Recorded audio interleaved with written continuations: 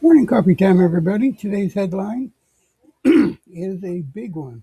For Canada's sovereignty, Canada is deepening Arctic defense ties with Nordic countries after Trump's latest threat toward NATO allies. Let's break it down uh, and what it actually means. So, recently, President Trump made a comment suggesting that the U.S. might not defend NATO members who don't pay enough. Now, whether you take that as a bluster or a policy, the message lands hard in Ottawa, especially because Canada's Arctic is one of the most strategically important regions on the planet.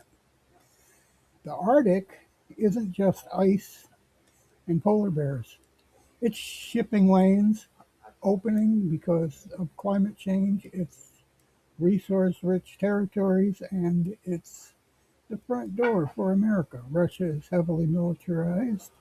Up there, China calls itself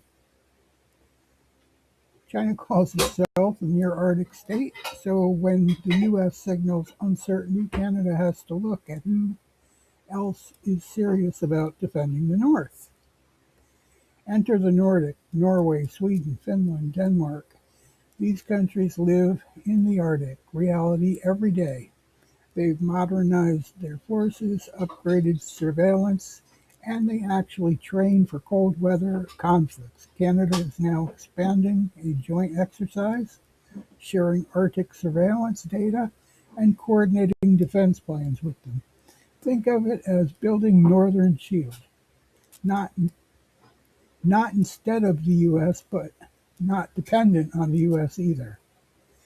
This is the key point. Canada can be a NATO ally, a U.S. partner, and still build dependent capabilities with countries that take the Arctic seriously. Nordic corporations cooperation strengthens our position, reduces reliance on Washington mood swings, and signals that Canada isn't waiting around to see what Trump does next.